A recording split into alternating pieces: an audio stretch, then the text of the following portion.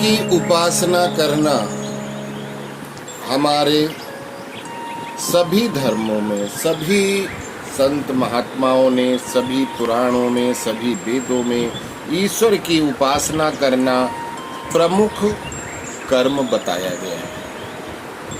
आत्मा परमात्मा का एक अंश है, ये सभी धर्म कहते हैं। आत्मा परमात्मा को मिलना चाहती है, हमेशा उसका अंतिम लक्ष्य परमात्मा की प्राप्ति ही होता है, और वो लक्ष्य वो शरीर के माध्यम से प्राप्त कर सकती है, और मनुष्य शरीर ही उसको परमात्मा से मिलने का एक साधन है। तो हिंदू संस्कृति में ईश्वरोपासना सदा से प्रधान रूप से चली आ रही है। हालांकि अपने अपने दृष्टिकोण के अनुसार ईसाई और मुसलमान भी गॉड और अल्लाह को ईश्वर की उपाधि देते हैं।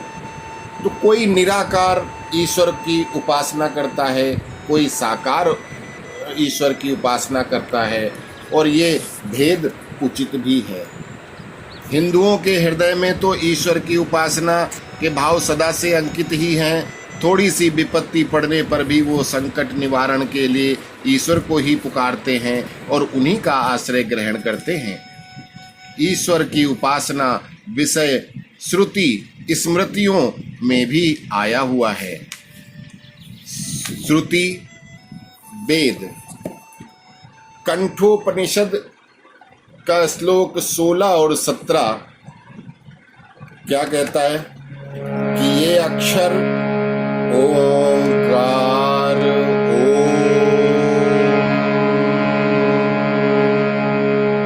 ओम शब्द सबसे बड़ा मंत्र है।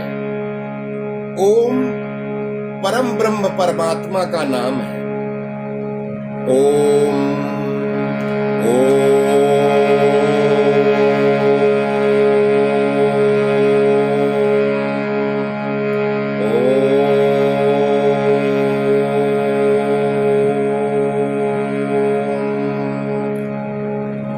कंठोपनिषद के श्लोक 16 और 17 क्या कहते हैं? एतद्वैवाक्षरं ब्रह्म एतद्वैक्षाक्षरं परम् एतद्वैवाक्षरं ज्ञात्वा यो यदीक्षति तस्य तत् एतदालम्बनं श्रेष्ठ मे तदालम्बनं परम् एतदालम्बनं ज्ञात्वा ब्रह्मलोके महीयते।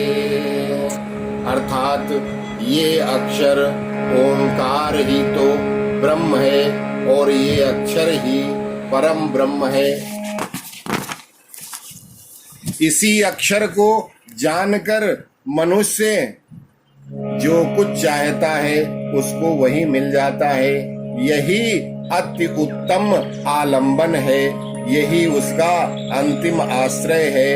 इस आलंबन को भली भांति जानकर साधक ब्रह्मलोक में महिमान्वित होता है। इसलिए हमेशा ओम का जाप करना चाहिए।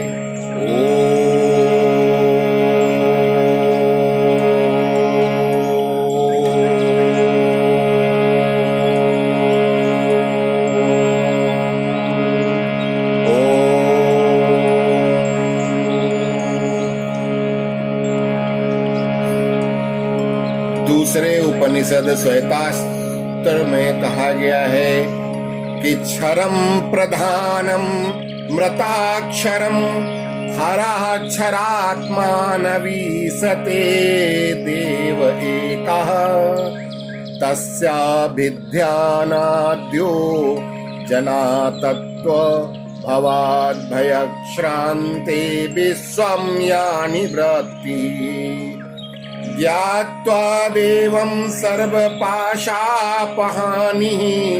क्षीणैः क्लेशैर्जन्म मृत्यु प्रहाणी तस्याभिध्यानार्थ तृतीयम् देह भेदे विश्वैश्वर्य केवल आप्त काम।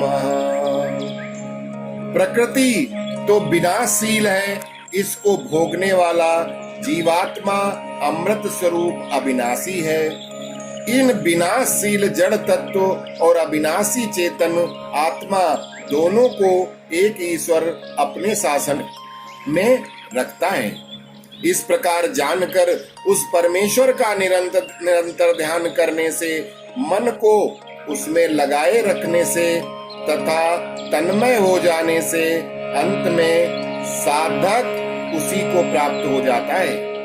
फिर समस्त माया की निवृत्ति हो जाती है तथा उस परम देव परमेश्वर का निरंतर ध्यान करने से, उस प्रकाशमय परमात्मा को ज्ञान लेने पर समस्त बंधनों का नाश हो जाता है। क्योंकि क्लेशों का नाश हो जाने के कारण जन्म मृत्यु का सर्वथा अभाव हो जाता है। अतः वो शरीर का नाश होने पर तीसरे लोक स्वर्ग तक के समस्त ऐश्वर्य का त्याग करके सर्वथा विशुद्ध एवं पूर्ण काम हो जाता है।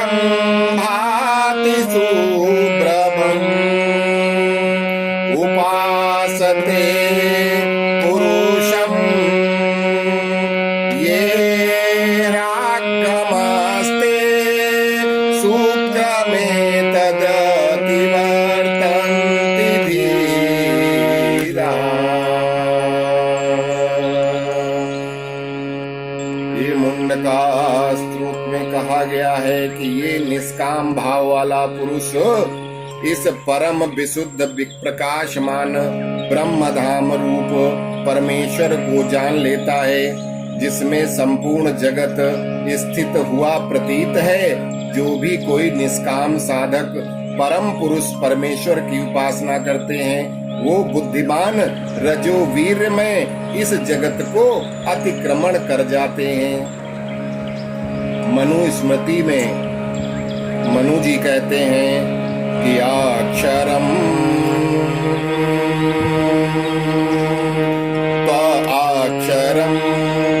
त्वाक्षरम ज्ञेयं ब्रह्म चैव प्रजापति विविधया याज्ञपाल्यो विशिष्टो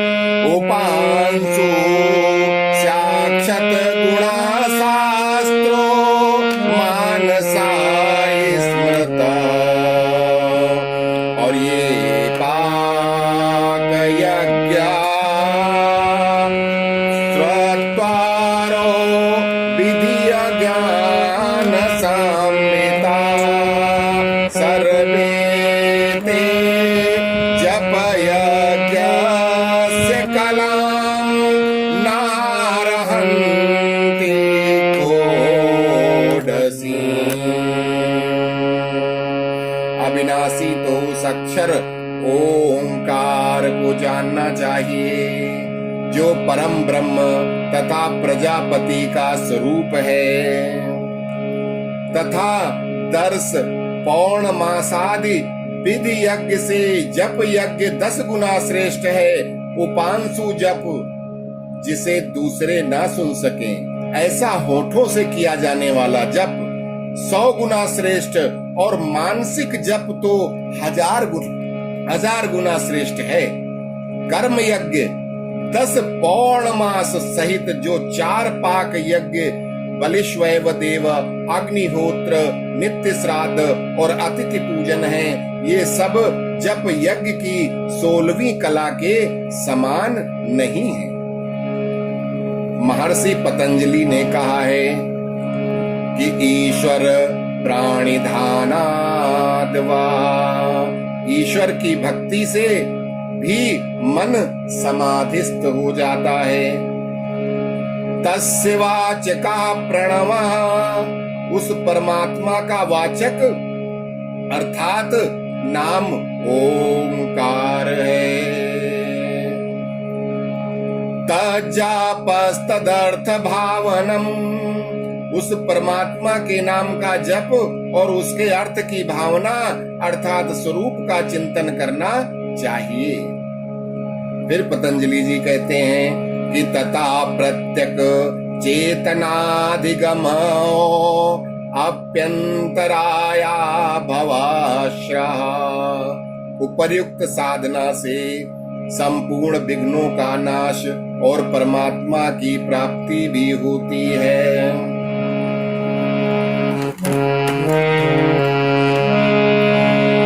अब इसके बाद महाभारत में भी बताया गया है कि तमेव चार्जयन् नित्यं भक्त्या पुरुषामव्ययम्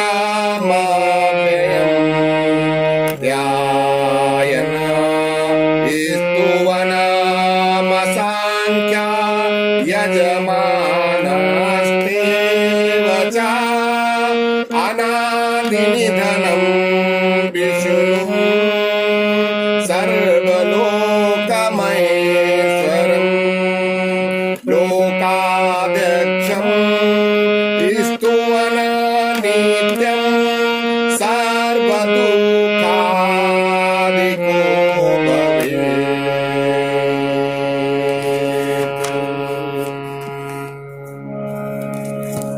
तो जो मनुष्य उस अविनाशी परम पुरुष का सदा भक्ति पूर्वक पूजन और ध्यान करता है तथा उसी का स्तुवन और नमस्कार पूर्वक उसी की उपासना करता है, वो साधक उस अनादि अनंत सर्वव्यापी सर्वलोक महेश्वर अखिलाधिपति परम ब्रह्म परमात्मा की नित्य स्तुति करता हुआ संपूर्ण दुखों से पार हो जाता है।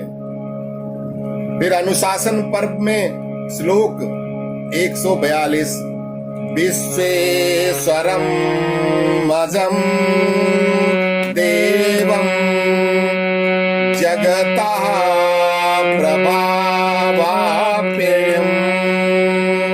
भजन्ति ये पुष्कराक्षं न ते यान्ति परभवम्।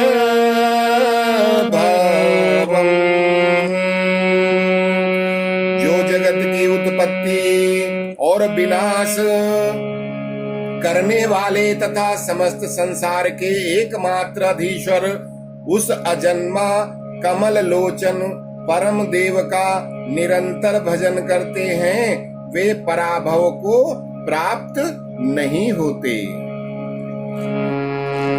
विष्णु पुराण में कहा है कि परम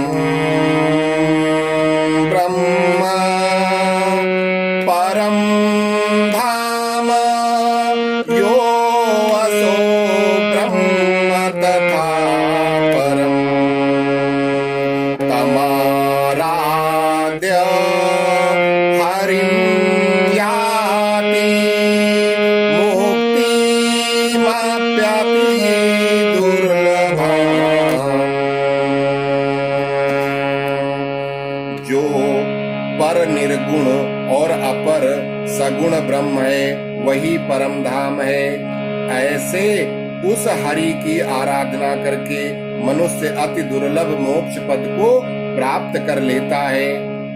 तथा महात्मा और ने भी बतलाया है क्या कि भौमं मनोरथं स्वर्ग स्वर्गे रम्यं चायत पदम् प्राप्नोत्याराधिते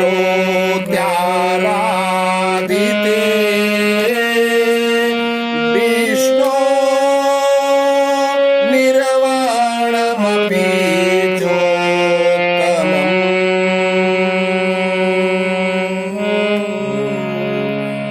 भगवान विष्णु की आराधना करने पर मनुष्य भूमंडल संबंधी समस्त मनोरथ स्वर्ग से भी श्रेष्ठ ब्रह्म पद और परम निर्वाण पद भी प्राप्त कर लेता है।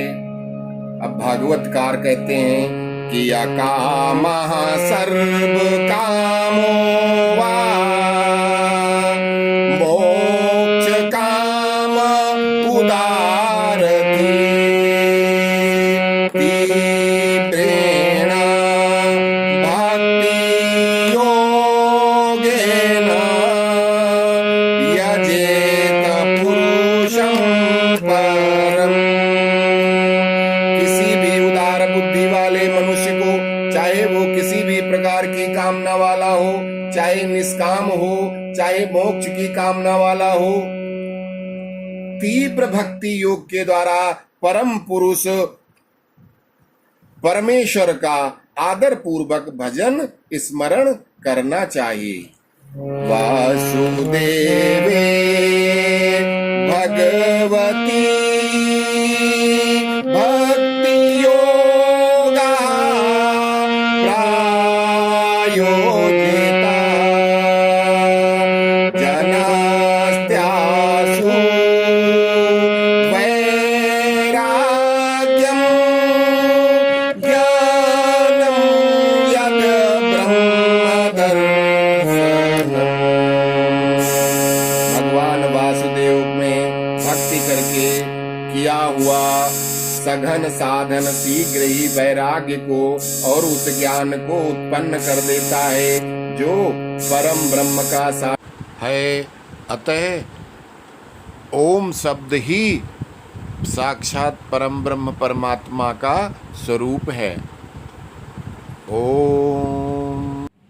प्लीज़ सब्सक्राइब करें हमारे आदर्श धर्म यूट्यूब चैनल को और बेल आइकन क्लिक करें ताकि सारे वीडियो आपको समय से मिलें। धन्यवाद।